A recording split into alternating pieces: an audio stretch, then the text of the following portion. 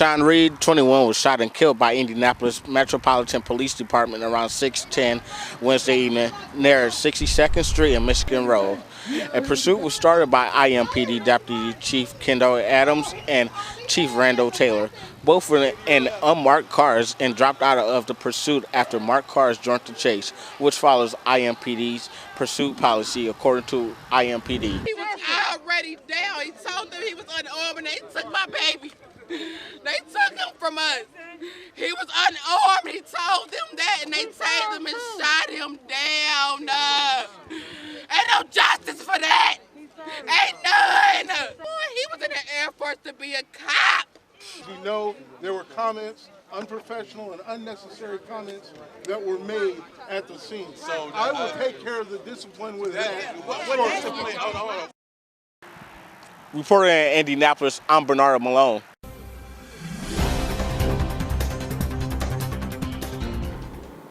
Fire crews are battling a commercial fire in the 20,000 West Sample Street, just near the overpass on Olive Street. The call came in just about 4 p.m. this afternoon. The fire came in, crews arrived, they had to go defensively pretty quick. The business appears to be an automotive shop, and at this point, I mean, we don't have any injuries or anything other to report. It's obviously still got active fire going on, and so we'll have to wait until the fire's out before we can do the investigation. Some of the employees reported that everyone was out at this time. Reporting for SBS TV in South Bend, I'm Bernado Malone. For the first time in history, South Bend Common Council and South Bend School Corporation school board members came together as one to hold a special historic meeting. We're thrilled to come together with our city's Common Council. This meeting, long overdue and historic, both the school corporation's elected board and the council's elected members have the parallel overarching goal of ensuring the health and vitality of the South Bend community. How do we move forward as a community? Because we cannot, as a city, be healthy without a healthy public school corporation. Now, both the school board and council told residents they want to work together to make South Bend schools a better school system. This meeting must mark the beginning of a new way forward for our city and South Bend schools.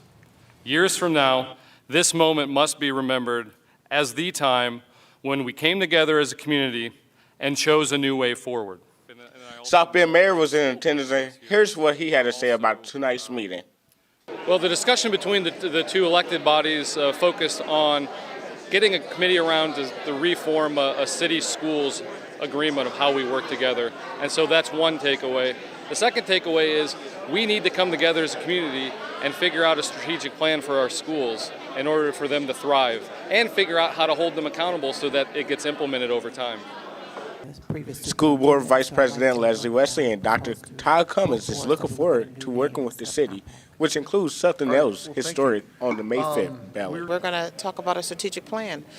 They want to be a part. The city council has asked if they could be a part of our strategic plan. We are asking for the community to support the students of South Bend by voting yes for a referendum. We know we need to hire more counselors to help folks get to college or get to trade school.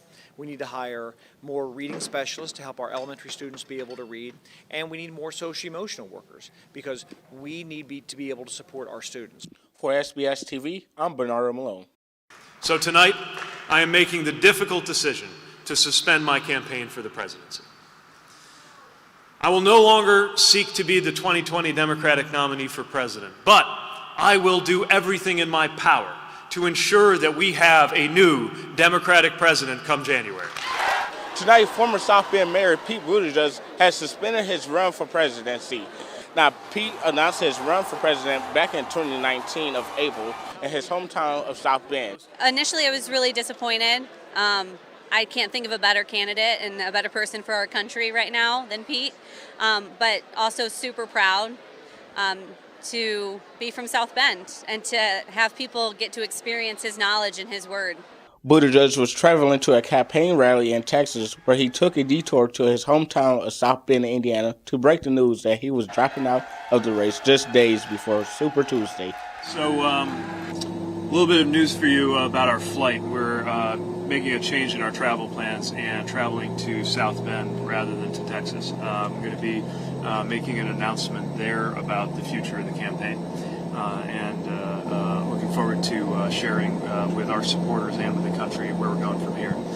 So that is why you will find that we are headed in a different direction than we were originally planned on. President Donald Trump took to Twitter to react to the news, saying, quote, "This is the real beginning of the Dems taking Bernie out of play." I'm from London, but I'm actually at the University of Notre Dame right now, so I'm kind of involving myself in American politics a little bit more than I might be back home. Judging by how popular he is around South Bend, I think he did a great job. I mean, you can only really judge someone based on the opinions of people who live here, and I think the vast majority of people that I've talked to saw him as a great mayor who pushed for great social change and really made South Bend a better place. Yeah. So I'm in the same boat. I'm from Philadelphia, Pennsylvania, student at Notre Dame. But I was able to, in visits, having family friends that live here, the attitudes, like the bipartisan support that he's really garnered in this town. And I come from a small kind of industrial town in Pennsylvania that there's a lot of parallels between the two. So it's been cool to see a young person in politics make such tangible change.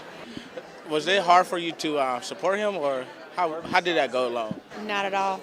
Not at all. I'm not going to say I didn't think about it, but at the same time, the way that he talked about his husband is the way that I talk about my husband. And the things that are important to them as a family are the things that are important to me and my family. And when he talked about inclusion, which I certainly can appreciate as an African-American woman, that was just a part of him, just like me being African-American is just a part of me, and him having a husband is just a part of him, and that's just it. What do we have in common? And that's what I appreciated about him. This is Bernado Malone, reporter for SBS TV News.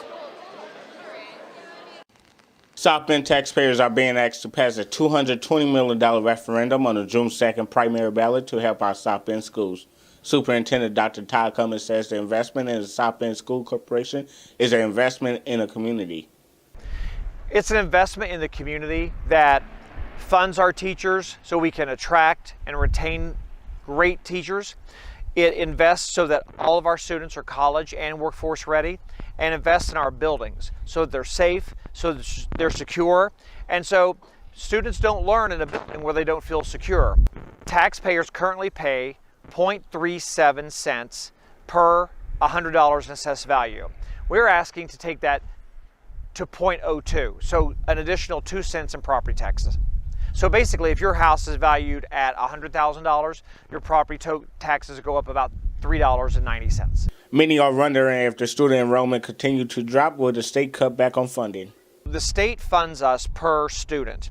And so since I've been superintendent, the loss we've had in the past has started to subside, where since the last count day, we've only lost about 50 students.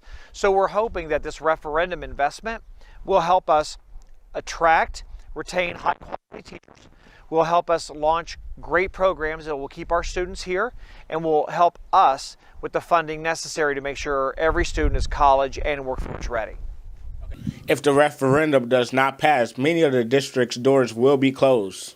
We haven't identified what those buildings are yet.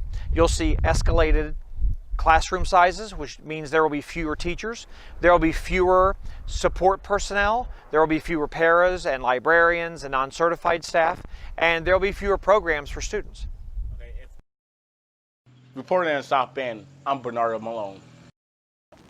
More information on common questions about the referendum can be found at southbend.school.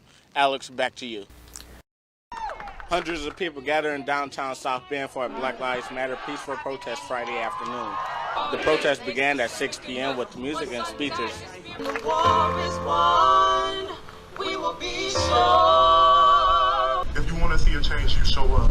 You come, you help, you support. Many grieving mothers took the stage pleading for justice for their loved ones. Murder and recklessness. They found him guilty, not guilty, and acquitted of all charges.